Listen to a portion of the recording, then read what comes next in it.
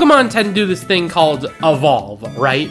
Whether it's a cocoon into a butterfly, a gear into a slightly bigger gear, or however Cosmoem works, evolution is a natural part of the Pokemon world. Except when you're these guys. No, these Pokemon stay the exact same way until Game Freak decides to give them something, whether that's a Mega Evolution or a new evolution. These guys can have it rough, so I thought it'd be a fun idea to romp through the Unova region using only these single-stage Pokemon. And thankfully, Unova has a handful of these creatures. However, some of them only reside in a very shared location. But regardless, here are the rules of the hardcore Nuzlocke, and let's see how far you can get in Pokemon White by staying the exact same way and never changing. Our journey begins in New Vema Town, where Professor Juniper accidentally gives us the wrong Pokemon. I mean, Audinos are just fine. I mean, do you know how hard it is to find an Oshawott nowadays? Anyways, Paul over here is mild, and we can immediately start cruising through the early game. Unlike most of the Pokemon up to this point, Audino's stats never change for the whole adventure, meaning that the early game is actually fairly simple, so we can just pound and slap every single soul that stands in our way. We do have to be careful of Silent's team. Morka boosted moves are actually really scary for even our bulky normal type, but with a couple of good luck for double slaps, we can effortlessly claim our first gym badge. I should mention that there are a ton of rival fights in this game, like 16 of them, but I'll only cover the ones that are worth noting due to difficulty, but we'll be skipping like a lot of them. But anyways, we can head off to Nacrene City and also Pinwheel Forest, where we can get our next encounter, a Throw, who I named Bird. This nickname is original, I know. Bird over here is the key answer into Lenora and her evolved normal type Pokemon. She leads with a Herdier and I lead with Bird. I should have used Vital Throw instead of Rock Mash after seeing Herdier use Takedown, but thanks to our bulk, we can take a few takedowns for the KO. This leads into Watchog, who is eyeing a kill with Retaliate, so I switch to Paul, and that reveals that we gotta dodge a few crits. I growl a few times to lower Watchog's attack by 2 stages, which thankfully we don't get crit in return. We switch to Bird on our weakened Retaliate to easily tank it, and we can easily kill with a Vital Throw. Psych! I knew that they would go for that, and we easily wake up with our Chesto Berry and win with the Vital Throw to get our second gym badge. The forest between Nacrene and Castelia is nothing to write home about, so we're immediately hightail it to Berg for our third gym badge. Berg leads with a Whirlipede and I lead with Paul. I'm devastated to find out that its secret power isn't even enough for a 2-shot, as Whirlipede just goes for a Screech. However, our second secret power paralyzes him. Well, that's great, all we have to do is take a Poison Tail, and it crits. That's bad. So on his healing turn, I use Growl to at least mitigate a damage a little bit. It does end up paying off thanks to a lucky paralysis turn, but after we KO the Whirlipede, Double is up next. I switch into my pre-poisoned Bird to activate his Guts ability, which increases his attack power. And here's the second big mistake. Bubble opts for Sand Attack instead of Smackdown, meaning my revenge isn't even enough for the one-shot. But I do use Vital Throw to kill the next turn because it never misses. Levani is out last, and all I need to do is just avoid a Razor Leaf crit and weaken him with a Revenge. And that's a wipe. Audino cannot do nearly enough damage to Levani, and although Regenerator helps a little bit, Paul falls, and so does Bert, ending attempt 1. But one setback isn't enough to get me upset, because I just need to rework my strategies. The biggest change is I'm switching out my throw with just a better fighting thing. In the same area of Pinwheel Forest, we can catch Earl the Sock, where I can actually catch it because thanks to Duplicate Claws, I can't get another Audino. And Sock right here is going to be absolutely crucial in this run. I also decided to do a little bit more EV training for attack and also get more items, which leads me into talking about these gems. Gems can be farmed by dust clouds and caves, and they just increase our power by 1.5 times. And since we can get an infinite number of them, we just decide to cheat. Anyway, Silent was still no problem for our female Anna, and Gym 2 was swept by Earl with a couple of low sweeps. Thanks to that Chesto Berry as well, by the way. Now we're straight back to Berg. Anna is now equipped with a normal gem to boost secret power for 1 turn, though again my heart sinks when I see it's not enough for a 2-shot again. But Berg decides to go for Pursuit for some reason, and it doesn't even use Screech at all. Strange. We trade secret powers and Poison Tails for a bit, burning through Berg's 2 Hyper Potion before taking him out with over half our health. thanks to another critical hit. Trouble is up next again, and to avoid making the same mistake last time, I switched back and forth from Anna and Earl to avoid getting hit by Sand Attack too many times. While at the same time, I'm healing with Anna's Regenerator to slowly get back to full HP, just in case Sock isn't enough to handle Levani. But after Earl takes out Dwebble with 2 double kicks, Levani is finally out. I thought he was going to use Razor Leaf on the first turn, but instead he just went for String Shot. Forgot the AI usually goes for speed control first.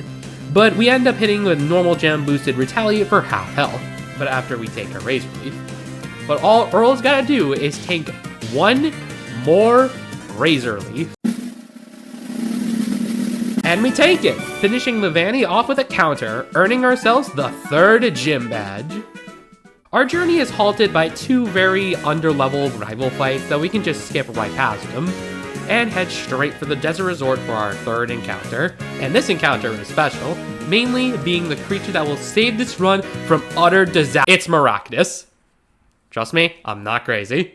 Sure, Sigilif is fast, has an excellent typing, and has access to more than just grass and normal moves, but Maractus does have utility in the next few gyms. And with Water Absorb, it can switch in safely against any would-be threats. What do you mean you have Chlorophyll? That's like the whole reason I caught you, you useless crooked houseplant! But from Route 16, we can get the Rustling Grass, we can catch our next encounter, that being Embolga. Joss may not be the bulkiest, but is definitely the fastest so far. Things are mostly good, but the most recent end fight actually did give us some trouble. His first 2 Pokemon were easily dispatched by both Beth and Earl respectively, but then Sigilif comes out and threatened us with Psybeam. I guess it's getting revenge for me not catching it. Joss switches in and tanks the Psybeam, but it ends up being confused. So then I switch Anna out, and Sigilif sets up Tailwind. I have to stall at the Tailwind now, but Sigilif just hits another Psybeam. That also gets another confusion. I switch into Beth that baits an Air Cutter, so then we can switch back into Josh to kill him simply with an Electric Gem boosted Shockwave, which actually was a ranged kill. I was supposed to use Spark. And afterwards, Scraggy was handled by Earl with a low sweep, ending this rather scary fight. Like, geez, Ed, first you tell me your plans about becoming the king of this corrupted syndicate that just ruined the lives of both people and Pokemon, all next to this awesome looking Ferris wheel? For shame, man. That's the last time I rode one of these death machines. After that detour, we face Elisa for the next gym badge. She leads to her first Emolga, and I leads with my Emolga. A Shockwave does about half as her Emolga uses Volt Switch and switches out to her second Emolga. I learned that we're all speed tied, so her Emolga hits a critical hit Aerial Ace for some reason. Another Shockwave brings her down to half, and then for some reason, Elisa hard switched to Zebstrika as I switched to Anna. I think it was baiting Shockwave into her Lightning Rod ability. Let's just scratch it off and say that it was intentional. A Spark doesn't paralyze as a Soft Stand boosted Dig does about half. I don't want to take any more damage, so I switch it to Beth on a Volt Switch. This leads back to Emolga number 1. I switch back to Anna on an Aerial Ace, then a Volt Switch back to Zebstrika that kills the horse with a secret power. Emolga number 1 comes back out and Volt Switches again to Emolga number 2, to fall to yet another secret power. I don't want to risk a crit to Volt Switch, so I switch back out to Beth to eat a Volt Switch, then I switch Anna back to finish it off with a secret power, winning the 4th gym badge in quick fashion. Once again, we have another rival fight, this time on Route 5, and although Servine misses a comical amount of moves, we quickly dispatch of him. This lands us into the iconic Driftville City. There's a lot of Team Plasma shenanigans that happen here, but this is where our next encounter lies. By catching a Mincino on Route 5, we could trade it for a Basculin from this kid. I know his name is Blue Eye, but we'll just call him Blue for short. We go right straight to Clay, and thankfully he is really easy. A Flying Gem boosted Acrobatics kills the Krokorok with Josh, as I switch into Earl to tank the Rock Slide, as one Brick Break one-shots Extra-Drill. And Beth switches in on the Palpitoad, who just sets up an Aqua Ring. A Giga Drain gets a one-shot, and that was a very quick 5th-bit gym badge. You know, let's just actually skip right to the 6th gym leader, because Josh literally just one-shots all of Skyla's Pokemon with Magnet-boosted Shockwaves. Yeah, these 2 gyms are just footnotes in this story. We have another fight with Sharon, which means yet another easy victory. You know, if you ignored my Earl almost dying to an Overgrow boosted Leaf Braid because I forgot I had a Fighting Gem, but you know, all of Sharon's Pokemon were so easy to face. But after that, Champion Alder presents us with the most important item in the run, HM03 Surf. This allows us to catch the rest of the story's characters. Lucy the Alomola, Bert the Second Throw, Mark the Cryogonal, Aaron the Druddigan, and Luna the Stunfisk. In no short of a day, we have doubled our army. We don't need Evos, we'll just march straight into Bryce's gym and state our mark as proud, non-evolved Pokemon. Is what I would say if Bert didn't just one-shot all Bryce's Pokemon with expert belt boosted Brick Breaks. Well, I mean, it's the thought that counts. Afterwards is the rising action of the story with Team Plasma and the Lightstone and the Dragons, but it's nothing that my team can't handle. We have Brawn, Bulk, Speed, Beauty, Strategy, and with us 10 unique and descriptive Pokemon, there is nothing that can stand in our way. Whether it's the Semian battle against his Team Plasma's Watchog, or Bianca's surprisingly strong Simisage, we will keep fighting through all the hacks used, through all the dinos, to all the fractures, to even the Druddigan! This video has been hijacked to detail the events in the gym. The following footage is disturbing. Mark was unfortunately not strong enough to handle the dragon. Its cold body disintegrated into thousands of frozen ice shards. No body was recovered. The group could not escape the dragon's den. We were forced to continue on the path of self-destruction. Eventually, we were surrounded by 2 more dragons. We had to use Blue's body to sacrifice so we could escape. Here is the artist rendition of the body. How tragic. We had to come back to face the Dragon Princess. But only one was strong enough to handle them. Arian ran in with her claws thirsting for vengeance. All the dragons were killed that day, including our own. This concludes our hijack, detailing the events of the Appaloosa City Gym slaughter. All thanks to this individual's lack of awareness for his closest allies. May he burn like the others.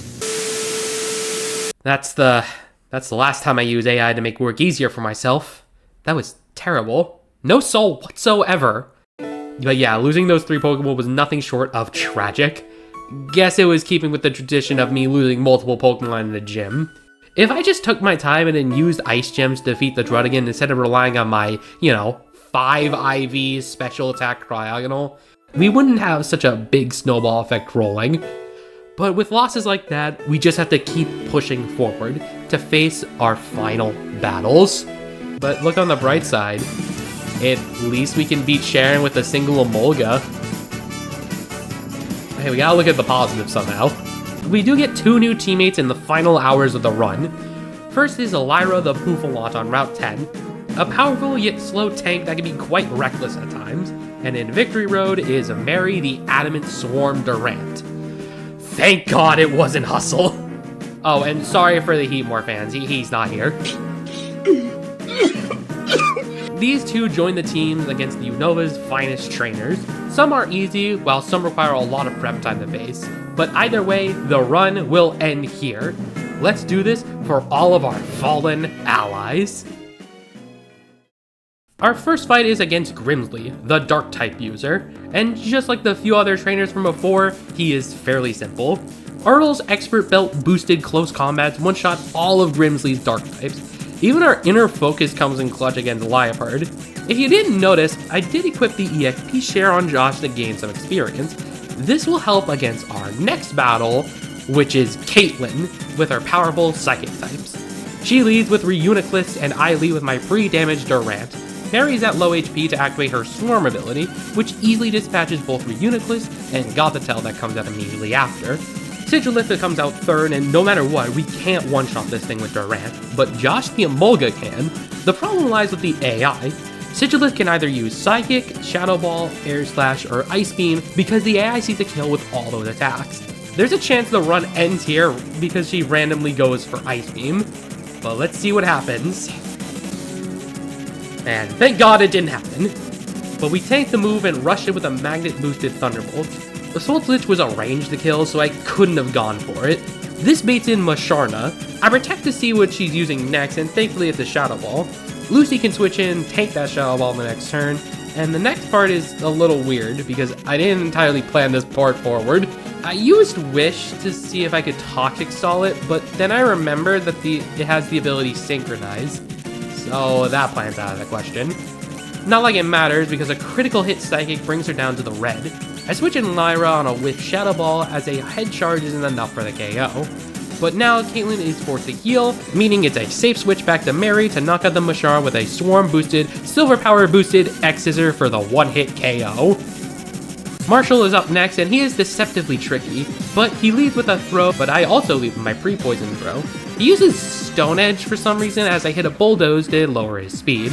Then on the next turn, a Fighting Gem boosted Sewer Hour knocks the Imposter out, leading straight into Conkeldurr.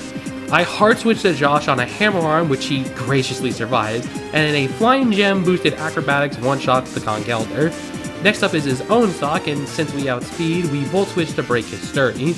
I switch into my own stock for the mirror match, and he has a soft Stone Edge as I strike back with a Fighting Gem boosted Close Combat for the KO, which leads into his ace, Mienshao. He threatens with powerful jump kicks. I switch Lucy to take the first jump kick, and then I use Protect on the second one, which causes recoil damage that does about half. And all we gotta do is avoid the 1 in 16 crit chance. We survive, and on the next turn, we protect to cause Mienshao to fall from his own failed attacks, leading to victory number 3. Last up is Chantal, who has the most diverse team so far. Although she is easy to some, since we don't have a clear check into her ghost types, we gotta be careful. She leads with Cofagrigus as I lead with Mary. I use Crunch to get him to half HP as she hits a Will-O-Wisp, but it gets healed off thanks to a healed Rossberry. Then the second Crunch defeats the Coffin. This leads into the big threat, Chandelure. I switch on Lucy on a thankfully missed Fire Blast as I hit her with a Toxic. Then I tank a Shadow Ball.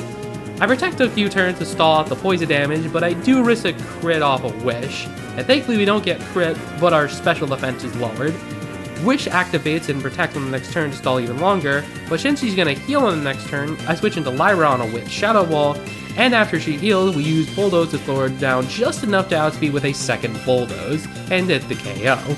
This baits in Golurk with Brick Break, so I try to predict it with a Protect, but instead it opts for Curse.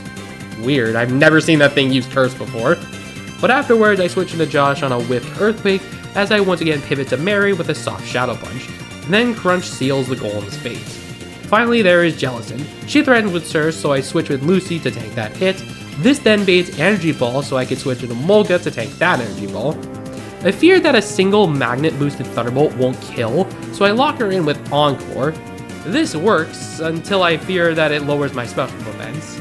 But I did make the right call because the Thunderbolt did not kill, as an Energy Ball thankfully doesn't crits. It also lowers my special defense again. Yeah, these moves had a 10% chance of doing this, by the way. But after a quick heal, 2 more Thunderbolts finish off Dantel and the Elite Four. But out of the frying pan and into the boiling cauldron, because the hardest fights are coming up with a back-to-back battle against N and Ghetsis. Both their teams are absolute powerhouses with a ton of type coverage, and both their dragon can tear my team with ease. N is especially troublesome because Reshiram is a freaking legendary that hits like a truck. And if only we had that Druddigan and Cryogonal from earlier, but thankfully with some prep time, we can enter the true final battle. And this team right here is gonna be the one to end it all. So let's finish this right here, right now. Oh yeah, we captured Zekrom, but legendaries are banned, so Zeke can spend the rest of his days in the captain in the box. So much for idealism, am I right? Anyways, the battle with N starts and he leads with an all-powerful Reshiram, and I lead with my funny pink Sunfish. And yeah, we're gonna stall it to death. With a combination of Toxic, Protect, Wish, and Light Scream, Reshiram will face a slow yet painful demise, barring a few crits or flinches, of course. Is this lame? Yes, kinda, but considering my option at this point, I had to resort to this. It's just funny seeing this Blue Eyes White Dragon knockoff gets absolutely stonewalled by this pink Sunfish. Pokemon's fate can really be cruel sometimes. Anyways, this baits out Klinkland, which Protect reveals a Thunderbolt from it. This is a perfect job for Luna the Stunfist's debut battle. With some HP and special defense investments, she can actually be quite a good special wall. All Klinkland can do is hit some metal sounds, and as the soft sand boosted digs, just do the jump. Oh god. Okay, that Hyper Beam was very scary. Since when does the AI like using that move all of a sudden? It's not good. Anyways, the gears fall and Vanillix is baited out. This is bad because my original route was hoping for Caracosta, but I guess super effective blizzards do kill. I switched to Lucy to tank a blizzard, and I wanted to set up a light screen, but Vanillix ends up just setting up hail instead of attacking. That's on me. So now we have to switch to Earl on a Frost Breath that thankfully doesn't kill, and then Close Combat gets the KO. Unfortunately, this baits in Zoroark, and if we were only 4 points faster in speed, we would have Close Combat, but since we can't, we gotta move around this random move. So then Lucy comes back out and dodges a Focus Blast, thankfully. Protect reveals a Nice left, so that must mean it must be safe to switch to Mary on a Night. Oh god!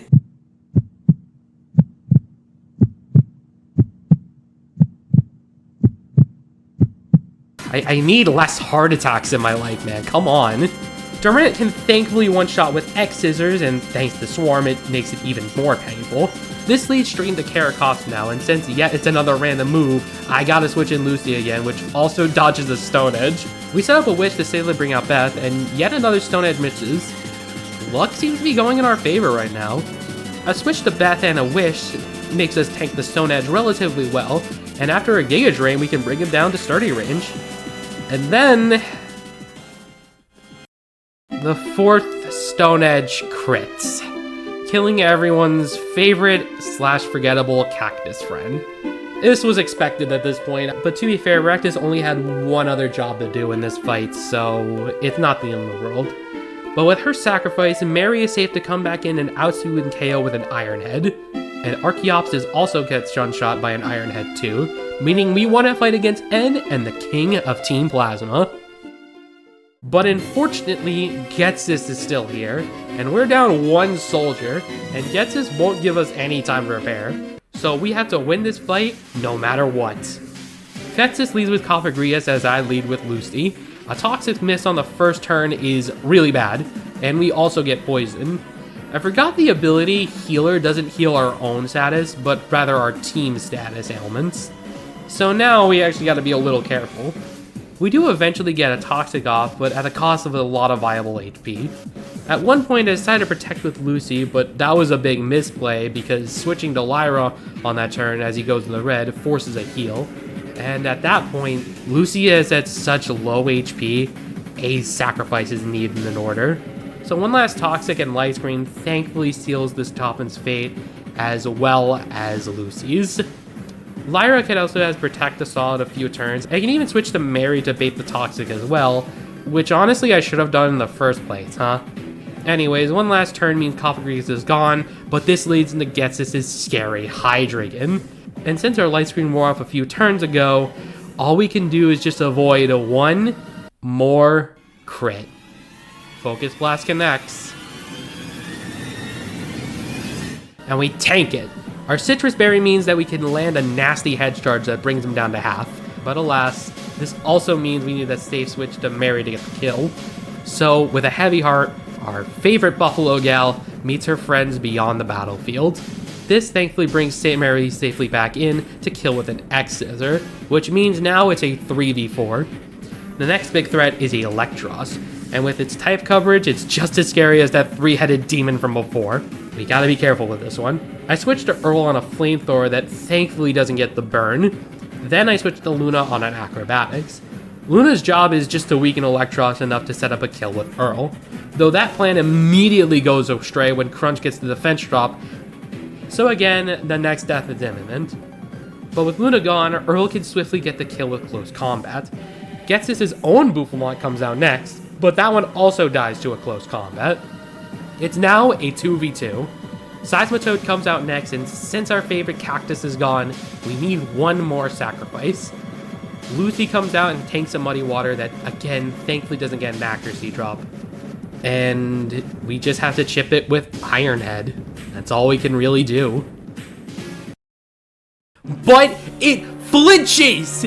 We might get out of this fight alive, but not only with that one flinch, but a second one too.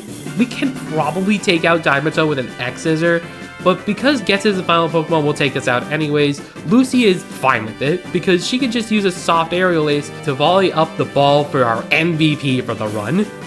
Lucy falls, but Earl comes back for the revenge kill for his friend yet again to bring down Dangerboatsouth. This baits in Ghetsis' last Pokemon, a Bisharp. And so, with a flurry of 8 punches, one for each of our friends that have fallen along the way, the Bisharp falls and defeats Ghetsis and saves the region and kinda becomes the champion. But the run does end here regardless, damn it! We won! Whew, those final fights were so intense for me. Using these Pokemon really made me think about a lot of my battle strategies, especially towards the end. But I do hope you enjoyed the run. I know at least I have. Although this isn't the generation you would expect from me doing, Gen 4 is next and probably going to be one of the hardest runs thus far. But without delaying the ending any further, I hope you enjoyed this video. Please like, comment, and subscribe for more. I want to reach 1,000 subs by the end of the year, so hopefully you guys can make that happen. Thanks for watching, everybody, and have a great day.